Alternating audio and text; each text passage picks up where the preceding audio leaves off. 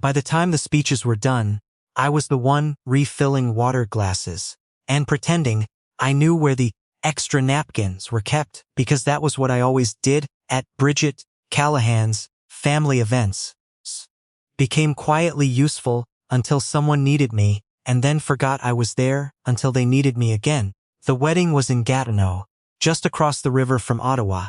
At this old stone venue, Bridget's parents had been renting out in their heads since she was probably 12. String lights over the courtyard, a bar cart that ran out of Prosecco before the first dance. 3 separate uncles, who all thought they were the funniest person in the room. I had been to enough Callahan family events to know the layout by heart. Which aunt would cry during grace, which cousin would disappear with someone else's date by 10 o'clock. And exactly how long it would take for someone to pull me aside and ask, in the gentlest possible way, when Bridget and I were finally going to stop dancing around it.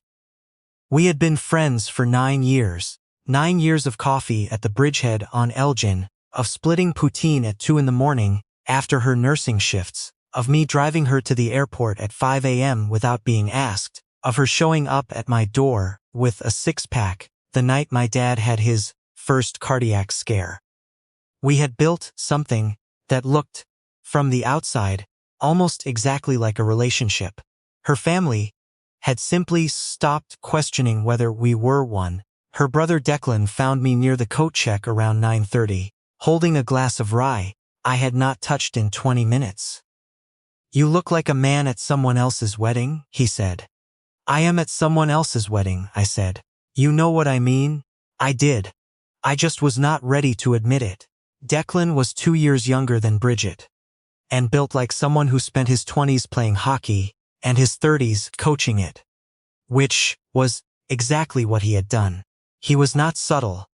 He never had been. At the last family Christmas he had told me, very directly, over a plate of butter tarts, that I was the most obvious person he had ever met, and that it was painful to witness. I had laughed and changed the subject. He had let me, that time. He leaned against the wall beside me now and watched the dance floor for a moment. "She turned down a transfer to Vancouver last month," he said. I looked at him. "I didn't know that." "Big one too. Charge nurse position at Vancouver General. More money, better title, fresh city. Why'd she turn it down?" He looked at me the way you look at someone who has just asked why the sky is blue. I set the rye down on the windowsill behind me, carefully, like I needed both hands free to process what he had just said. "Declan," I said. "She didn't tell me why," he said. "She just told my mom she wasn't ready to leave Ottawa. But I've watched her turn down 3 things in 4 years that would have taken her somewhere else. And I've watched you not say anything in 9 of them." He pushed off the wall, straightened his jacket, and then looked back at me once. "I'm not trying to make it weird," he said. "I'm just saying. She didn't go to Vancouver." Then he walked back toward the bar and left me standing there with the coat check attendant, who had been pretending very hard to be somewhere else during that entire conversation. I found Bridget near the edge of the courtyard about 10 minutes later. She was holding her heels in one hand and standing in the grass, in bare feet, which was the most Bridget thing she could possibly be doing. Her hair had started coming down from whatever arrangement it had been in at the beginning of the night. And she had this looked she got at the end of long events. Exhausted but still quietly watching everything, like she was storing it somewhere. "You're not wearing shoes," I said. "My feet earned this," she said. There were grass stains on the hem of her dress. She did not appear to care even slightly. We stood together for a moment watching Bridget's cousin's new husband attempt a move on the dance floor that the floor had clearly not consented to. The band was playing something that was technically a love song and practically a sporting event. Someone near the bar whooped. "Good wedding," I said. She said. "Really, good wedding, except for the Prosecco situation. Unforgivable. Someone needed to make a backup plan. You're the one who knows the venue coordinator." "I do know the venue coordinator," she said. like this was a flaw she was prepared to own. We had this thing where we talked around the edges of everything. We had been doing it for 9 years, and we were very, very good at it. We could have full conversations that felt like they meant something, without either of us ever saying the actual thing. It was a skill. It was also starting to feel like a trap. Bridget's mom found us about 10 minutes after that. Her name was Yvonne, and she was the kind of woman who had been quietly running everything in her life for so long that she did it without appearing to move. She came up beside me, rested her hand on my arm for a moment, and said, as though this was simply a piece of information and not an entire position statement, "It's good that you're here." Then she patted my arm and went to rescue her husband from the uncle, who thought he was the funniest person in the room. Bridget watched her go. "She's going to put you in the family Christmas card," Bridget said. "You know that. I'm already in the family Christmas card. 2019. Top left. That's true. You are wearing a very unfortunate sweater. It was festive. It was a lot." We were quiet for a moment. The band had moved into something slower. On the dance floor, the new couple swayed in the easy way of people who had figured something out. Bridget looked at them, then at the ground, then at her shoes, which she was still holding. "Declan talked to you," she said. It was not a question. I felt something shift in my chest. Not panic, more like the feeling you get when you've been standing at the edge of something for a long time, and you realize you've taken a step without deciding to. "He mentioned Vancouver," I said. She was quiet. "Why didn't you tell me?" I asked. She looked at the dance floor. Her jaw moved for a second, like she was deciding whether the words had clearance. "Because," she said, then stopped. "Because what?" She turned slightly away, toward the courtyard wall, and I could see her thinking. Bridget thought in straight lines but spoke in careful ones. She always had. It was something I had learned to read. Not what she said, but how long she took before she said it. "Because I knew if I told you," she said, "you'd have asked me why I was turning it down." I would have. And I didn't have an answer I was ready to say out loud. The band reached the quiet part of the song. Someone near the catering tent laughed. Somewhere inside, a glass broke and then people cheered. I kept my eyes on the dance floor, because looking at her directly in that moment felt like too much, like opening a window in a room that had been sealed for a long time. "Was Declan right?" I asked. She was quiet, long enough that I could hear the river, somewhere in the distance, beyond the property line. The Ottawa River, moving along in the dark, completely indifferent to the two of us, standing in a courtyard in Gatineau, trying to figure out how to say the thing we had been not saying for 9 years. "I don't have a checklist," she said finally. "I'm not measuring people against you like some kind of internal audit. That would be a deeply unromantic way to live. But it's harder to be interested in someone new when being around you feels like the easiest thing I've ever done." She said it fast, the way you say something you've been holding for a long time and have finally decided to let go of whether it lands right or not. I turned to look at her then. She was still looking at the dance floor. "With you," she said, "I don't have to be a certain version of myself. I'm not performing. I'm not deciding how much of myself is appropriate for the occasion. I just show up and you're already there." My voice came out quieter than I intended. "Bridget." She looked at me finally. Her face was guarded in the way of someone who has said something fragile and is waiting to see how carefully it gets handled. "I didn't go to Vancouver," she said. "I told myself it was about my mom, about my seniority, about the rental market in BC being completely unhinged. I had a whole list." She paused. "But you weren't in Vancouver." I stood there in that courtyard, with the string lights above us, and the slow song still playing, and 9 years sitting between us like furniture we had both gotten so used to. We had stopped noticing it was there. Then I said, the thing I had been not saying for 9 years. "I almost told you about a year ago," I said. "You were leaving my apartment after we'd spent 4 hours watching that documentary series about the national parks. You had your coat on, keys in your hand, and you said you'd call me when you got home. And something in the way you said it. I said. I started to say something. And then you said, the roads looked icy. And you were worried about the Queensway. And the moment broke and I let it. She stared at me. I told myself I was protecting the friendship, I said. That saying something would make it weird and that weird would break it. And that what we had was worth more than risking it for something that might not go anywhere. Thing that might not go anywhere. I had the whole argument memorized. I could give it in my sleep. Write in the comments whether we wasted 9 years being careful. I want to know what you think. I want to know what you think. She let out a slow breath. I gave myself the same argument, she said.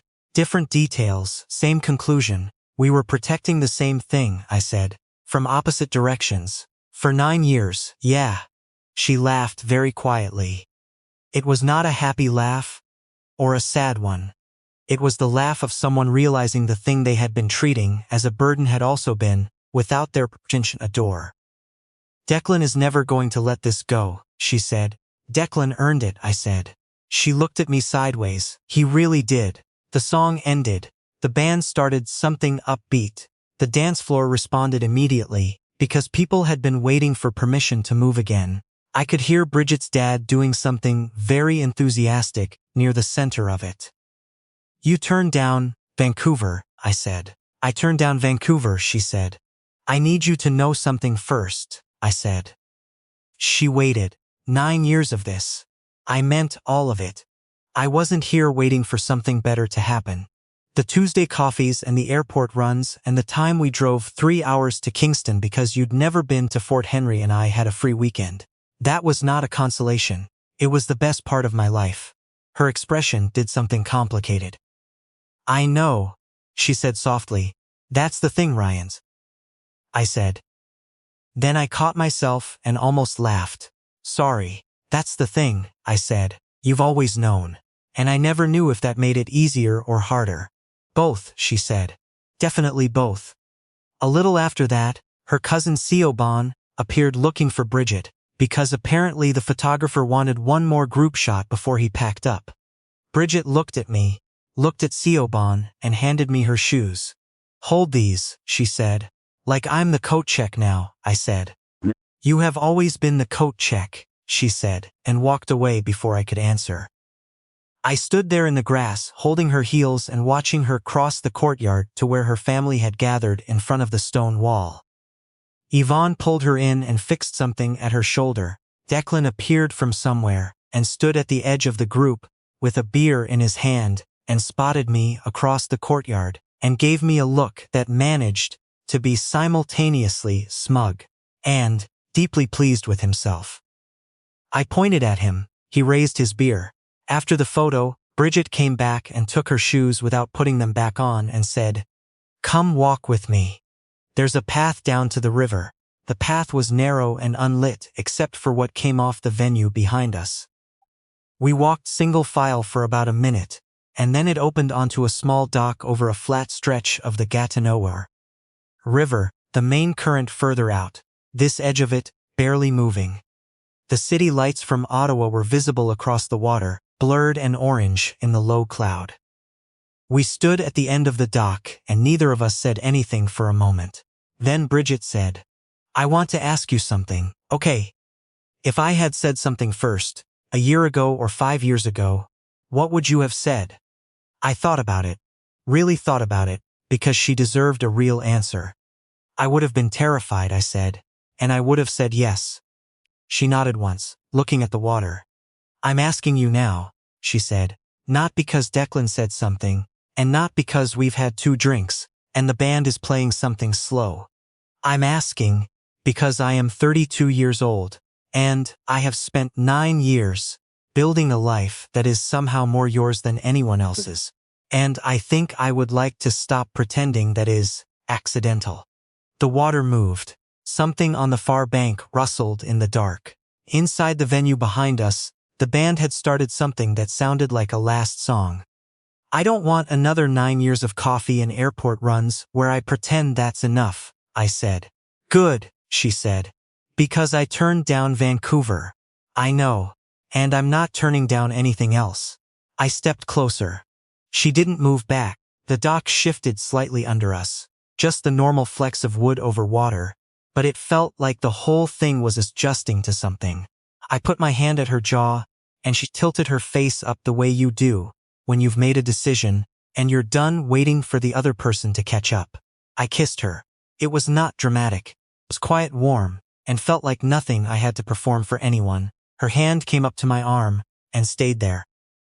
Stayed, like what? The last song played faintly from the venue. Somewhere above us the clouds shifted, and the lights from Ottawa got a little brighter across the water. When we stepped back, she looked at me for a moment like she was taking inventory.